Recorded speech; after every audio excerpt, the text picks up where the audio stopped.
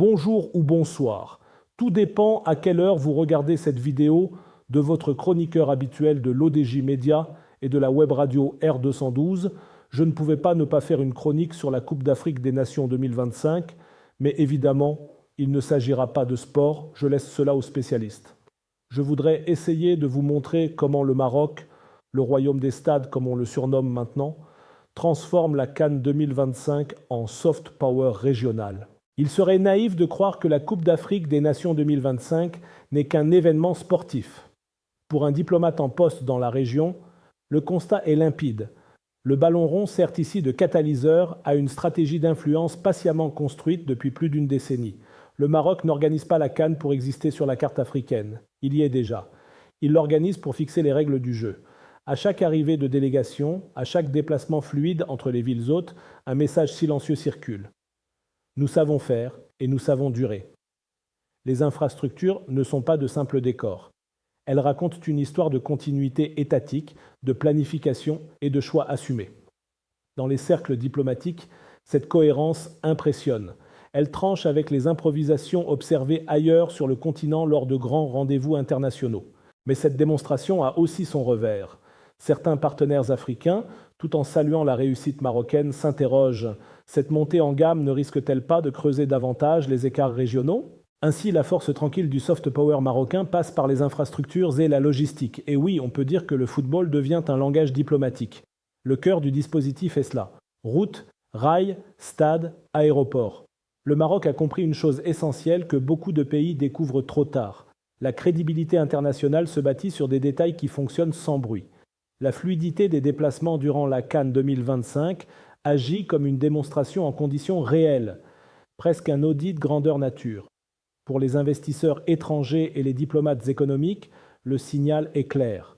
Le Royaume ne parle pas seulement de stabilité, il la met en scène, chiffres et horaires à l'appui.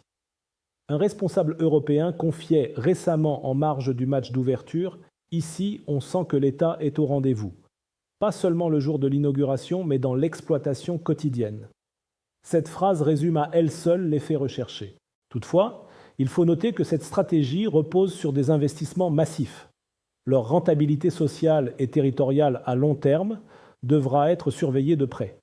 Le défi n'est pas tant de construire que d'inclure, faire en sorte que ces infrastructures profitent durablement aux citoyens, au-delà de l'événement et des grandes métropoles.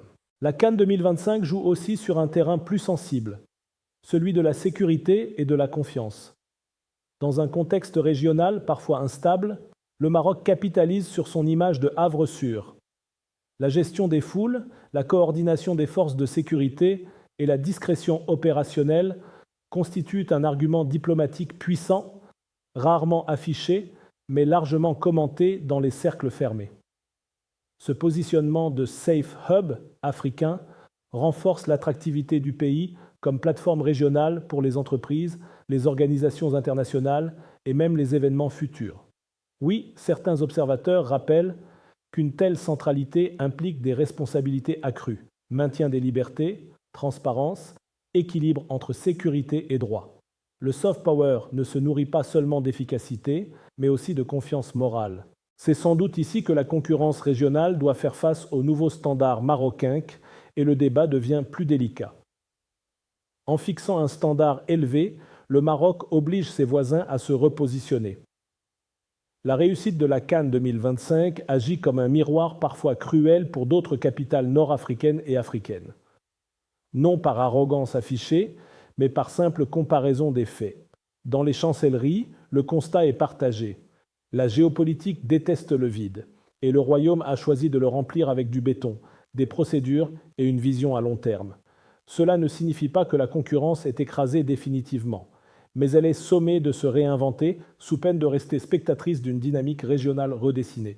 Au-delà de la CAN, le véritable vainqueur de la CAN 2025 ne sera pas désigné par un trophée.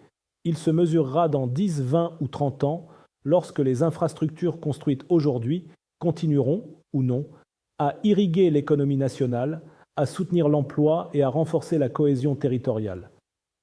De ce point de vue, la stratégie marocaine impressionne par sa cohérence et son audace. Mais un diplomate se doit aussi de rappeler que le soft power est une matière vivante. Il se nourrit d'exemplarité, d'ouverture et de capacité à embarquer les autres plutôt qu'à les distancer. Le Maroc semble l'avoir compris. Sa démonstration de force est aussi une invitation, implicite, à penser l'Afrique autrement, plus structurée, plus confiante, plus ambitieuse. La CAN 2025 restera comme un moment charnière, non seulement pour le football africain, mais pour la place du Maroc dans l'équation régionale.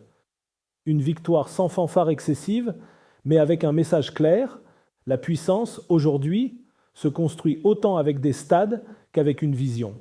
Voilà, c'était votre chroniqueur Adnan Benchakroun au micro de l'ODJ Média.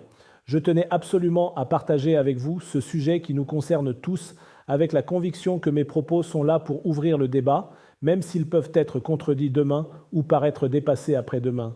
C'est le jeu de la chronique, prendre position, quitte à se tromper, pour mieux avancer ensemble. On se retrouve très bientôt pour une nouvelle chronique, toujours avec la même liberté de ton et le même regard critique. À la prochaine, si vous le voulez bien. Et n'oubliez pas de vous abonner à notre chaîne YouTube LODJ24 pour ne rien rater. Vous êtes chaque jour plus nombreux à nous suivre et c'est ce qui donne tout son sens à cette aventure médiatique.